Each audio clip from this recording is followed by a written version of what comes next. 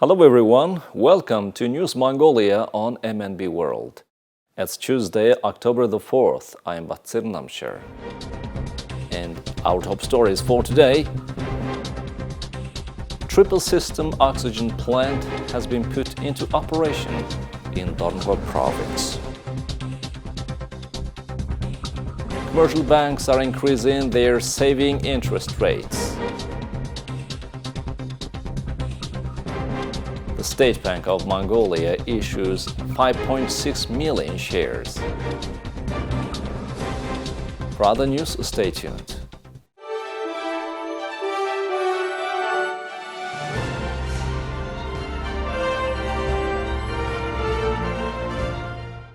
During the peak of COVID-19 pandemic, the Dornogovi province's central hospital used to order on average 761 oxygen cylinders from Ulaanbaatar monthly. In total, around 30 million MNT was spent on oxygen cylinders transportation. On Monday, a triple system oxygen plant has been put into operation in the province. With the launch of the plant, the hospitals are able to save many additional expenses and provide fast and quality medical treatments to its patients without losing any time. The oxygen plant is capable of filling 3 oxygen cylinders with 20 cubic liter oxygen per hour and will provide oxygen to the provincial and private hospitals. Last year, we had a shortage of oxygen cylinders, especially during the peak season of the COVID-19 pandemic. Notably, in normal times, we used to use around 80 to 100 oxygen cylinders per month. But during the pandemic, 20 to 30 cylinders were used just within a day. With the launch of the plant, we have prepared our technical staff, including technicians, as the plant operates 24 hours a day. In the future, we plan to recruit more staff.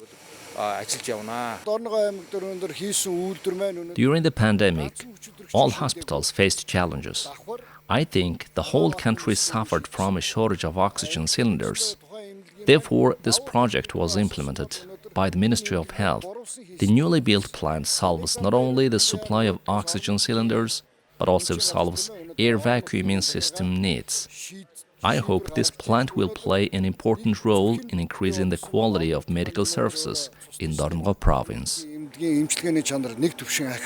By the end of September, 8 people were tested for COVID-19 in Dornogovi province and 2 cases were confirmed positive. The newly built plant will provide oxygen cylinders to all medical facilities, including surgical, hospice, and pediatric departments. Now, let's take a look at Mongolia's current affairs. According to a revision of the banking law, the main influential banks are becoming open joint stock companies. Accordingly, the State Bank of Mongolia was the first of the influential banks to become a public joint stock company. Last Friday at 10 a.m., the State Bank opened its IPO offering at the stock exchange. The first day orders for the IPO exceeded 100%, indicating high demand. Therefore, State Bank has decided to issue up to 15% of its shares to the public. In other words, 5,621,250 shares will be issued out of 37,475,000 shares. Citizens who are interested in buying the shares can log in and order them through Gelsbank's ibank.mn website, the main on the right of the State Bank, the broker company Ulze & Co. Capital, until the 6th of this month. If the order is oversubscribed, the shares will be distributed proportionally. On September 20th, the Monetary Policy Committee of the Bank of Mongolia presented its decisions to the public. Notably, the president of the Bank of Mongolia, Lavok announced that the policy interest rate will be increased by 2 percentage points to reach 12%. He also noted that it is effective for commercial banks as well as to be flexible in terms of policy and interest rates. After the announcement, some commercial banks have increased their savings interests.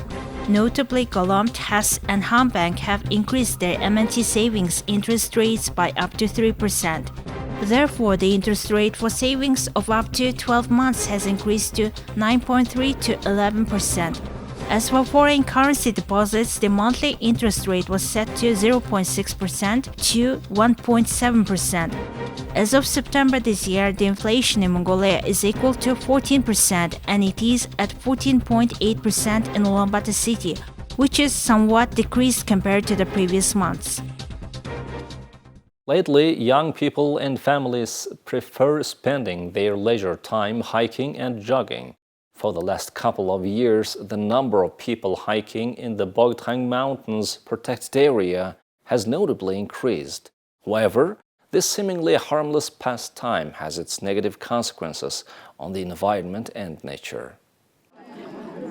During the weekend, as part of the Clean Up 2 project, young people and students gathered at the Bogdol Mountain to clean the area.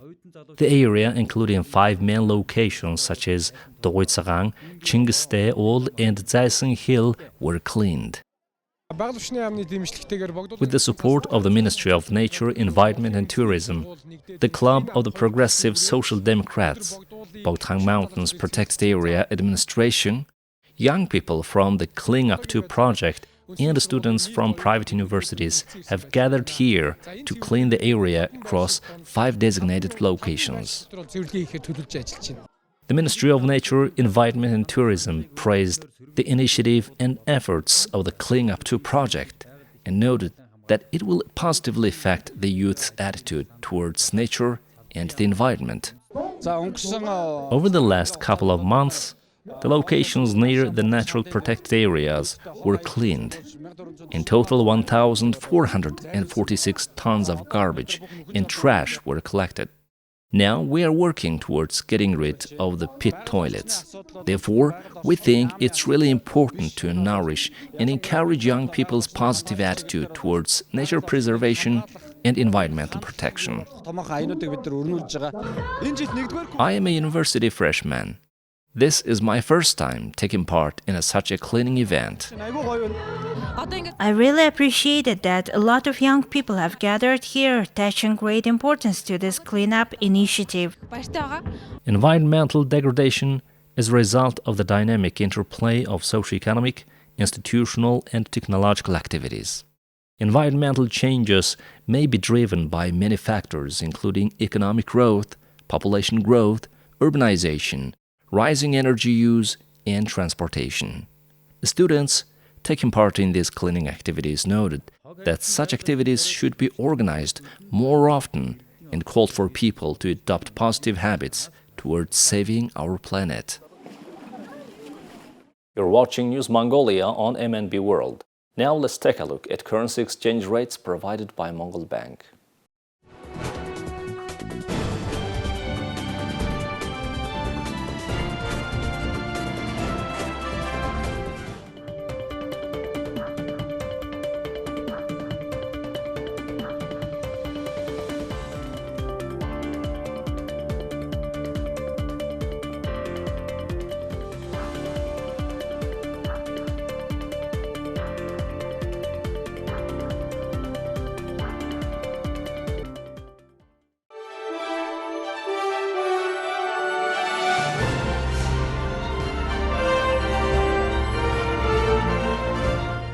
Now let's take a look at international news from our partner agencies.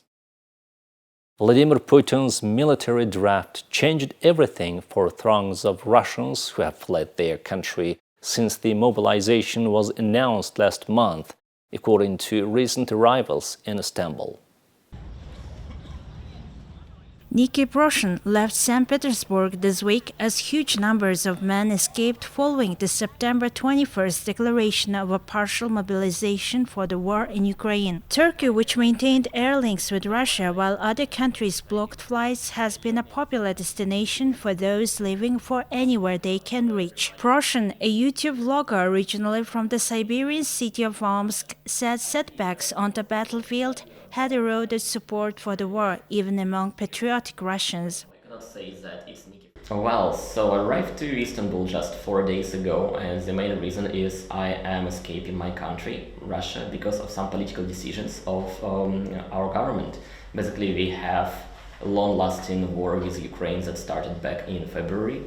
I was staying in Russia since that time without leaving, But last week kind of changed everything, and for me and for literally hundreds of thousands of other people who decided to leave Russia. And the main reason, the main motivation for that is to avoid personal danger of being drafted to Russian army. Proshin said his family were relieved he left Russia and now plans to wait for his girlfriend to join him before leaving for another country. Eva Rapoport, the Istanbul coordinator for ARC, a group helping Russians fleeing their country, said there had been a significant increase in the numbers arriving in Turkey since the mobilization declaration.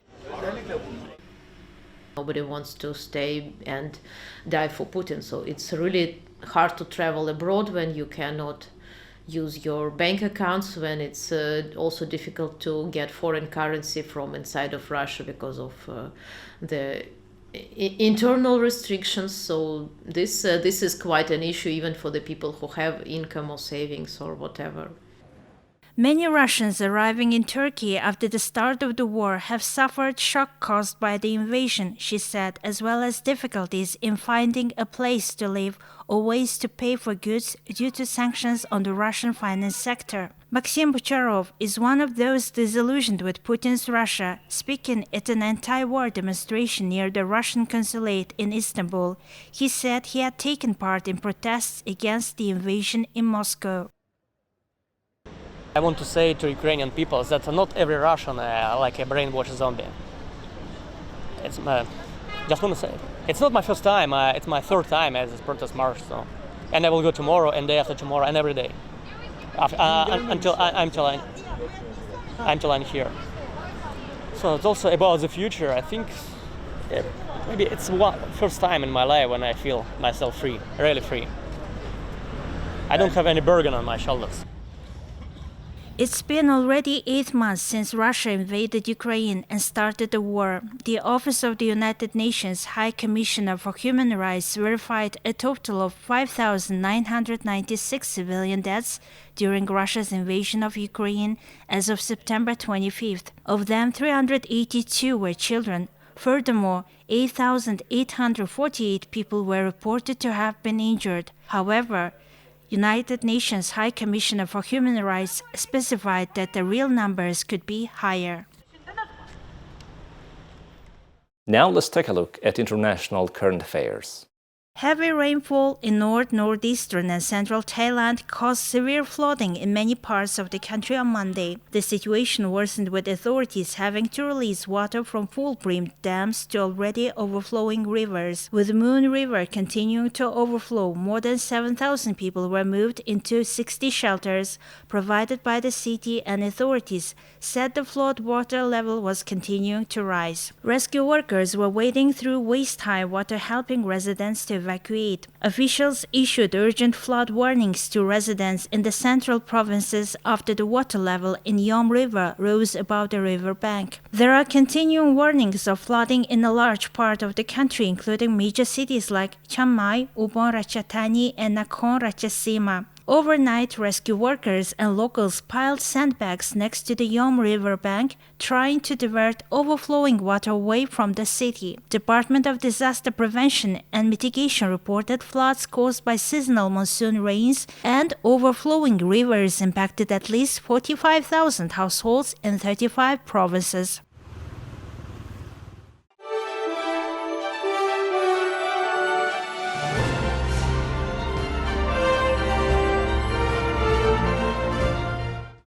Now let's take a look at our regular feature on sports. Abuse and misconduct had become systemic in the United States' top-flight National Women's Soccer League, an independent investigation has found. The third game of the night and the governing body US Soccer said it would move immediately to implement reforms. An investigation was launched last year following allegations made against North Carolina's Courage's English head coach Paul Riley, who was sacked. Riley, who has coached women's teams since 2006, has denied the accusations. After the alleged offenses against Riley came to light, a round of NWSL games were suspended before players halted matches in their own displays of unity, while League Commissioner Lisa Baird resigned. US Soccer appointed Sally Yates and King & Spalding LLP to conduct the independent inquiry, who spoke to more than 200 NWSL players. I found the whole report challenging to read. Obviously this is near and dear to my heart. I've been a part of this game all my life, and been in it from the youth all the way up to the professional level and an international level. And so the women's game is really important to me, and many of the players in this report, I know, many of them I coached, and I found the whole report shocking, as I did your initial report, as new things come up. And, I just found it really maddening that players had to go through this. The report made numerous recommendations to prioritize players' health and safety. Among them is the requirement that the teams accurately disclose coach misconduct to the league and the soccer federation to ensure coaches aren't allowed to move between teams. It also calls for meaningful vetting of coaches and timely investigation into allegations of abuse. The NWSL said it was reviewing the report, and the league and the NWSL Players Association are also conducting an investigation. And North Carolina. Albert Pujols hit his 703rd home run Monday night, breaking a tie with Babe Ruth for second place in career RBIs. Albert Pujols' milestone-rich final season in Major League Baseball continued apace on Monday as he claimed sole possession of second place on the all-time RBI list. Coming into Monday night's game in Pittsburgh, Pujols had been tied with Babe Ruth at 2,214 RBI. In fitting fashion, Pujols' history-making ribby came on a home run, the 703rd home run of his career. The two-run shot gives Pujols a career tally of 2,216 RBI, and the only one in front of him on that list is Hank Aaron with 2,297. Pujols obviously won't catch Aaron, but even to be mentioned in the tandem with such a baseball luminary speaks volumes about the breadth and excellence of Pujols' career. This marks Pujols' 24th home run of his age 42 season, and he's reached that figure in just 305 at-bats. Of those 24 home runs, 17 have come since August 10th. Despite being highly productive in 2022, he is now slashing. Pujols has insisted he'll proceed with his stated plans to retire at season's end. Pujols' production this year has been vital to the Cardinals winning the National League Central, and on top of all the milestones, his greatest hope is no doubt that he wins out third World Series ring with St. Louis. Now let's take a look at the weather forecast for the world's major cities.